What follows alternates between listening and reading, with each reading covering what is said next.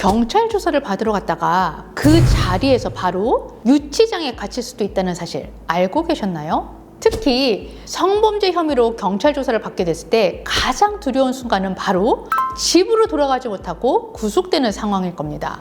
설마 내가 구속되겠어? 라고 생각했다가 영장 실질 심사까지 받게 되면 정말 당혹스러운 순간이죠.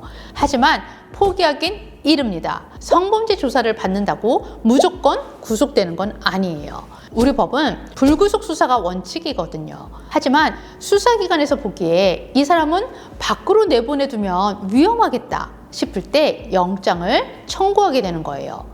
오늘 영상에서는 어떤 경우에 주로 구속되는지, 그 구속 사유와 실제로 구속되는 대표적인 사례들, 그리고 구속을 막는 방법, 영장실질심사에서 판사님이 어떤 질문을 하는지와 그에 대한 나쁜 답변과 좋은 답변의 예시까지 모두 알려드리겠습니다. 안녕하세요. 정예린 변호사입니다.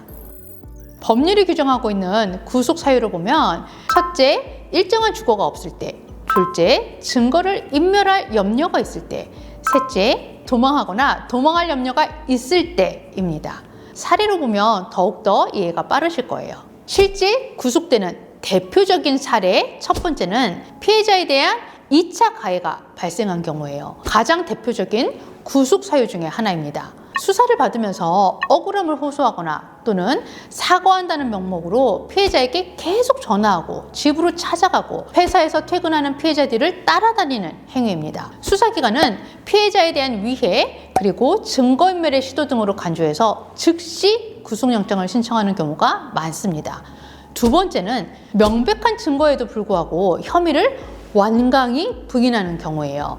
CCTV 영상이나 또는 DNA와 같은 객관적인 증거가 확보되었는데도 타당한 이유를 설명하지 못하고 무조건 아니라고 하는 경우예요. 이 역시 반성의 기미가 없고 도망이나 증거인멸의 위험이 있다고 보고 구속될 수 있습니다. 세 번째는 디지털 성범죄 및 촬영물 유포 협박입니다. 소위 몸캠 피싱이나 리벤지 포르노처럼 촬영물을 유포하겠다고 협박하는 경우예요. 그런데 한번 유포되면 피해 회복이 불가능한 경우가 대부분이거든요. 그렇기 때문에 피해 확산 방지를 위해서 구속 수사로 전환하는 사례가 매우 많습니다. 넷째는 아동 청소년 대상 범죄예요. 상대방이 미성년자임을 알고도 범행을 저지른 경우에 사안이 매우 중대하고 사회적인 비난 가능성이 매우 높기 때문에 법정형 자체도 굉장히 무겁거든요.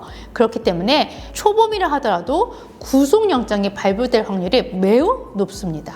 그 외에도 수사 도중에 공범들과 연락을 하거나 컴퓨터나 휴대전화 정보 삭제 시도 등 증거인멸 정황을 포착한 경우, 두 번째, 사안이 중대하고 실형 가능성이 높아서 도망의 염려가 높다고 보이는 경우, 또한 일정한 주거가 없고 경찰 조사 일에 아무런 연락도 없이 무작정 오지 않는 경우에도 구속될 수 있는 대표적인 사례들입니다. 그렇다면 수사 과정에서 구속을 막을 수 있는 방법은 무엇일까요? 첫째, 피해자에게 절대 직접 연락하지 마세요.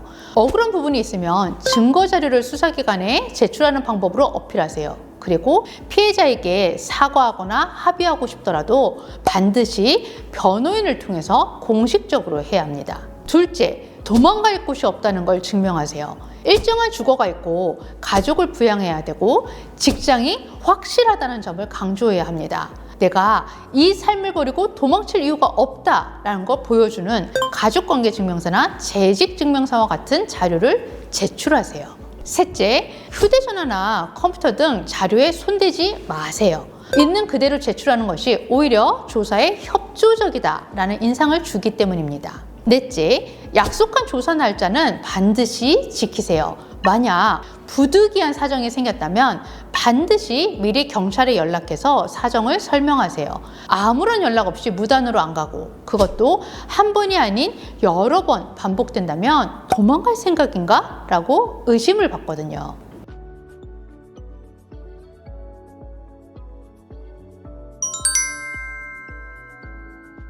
판사님은 여러분의 태도를 봅니다. 영장실질심사에 가면 판사님은 혐의를 인정하십니까? 라고 반드시 질문합니다. 이에 대해서 판사님 제가 그럴 의도는 없었는데요.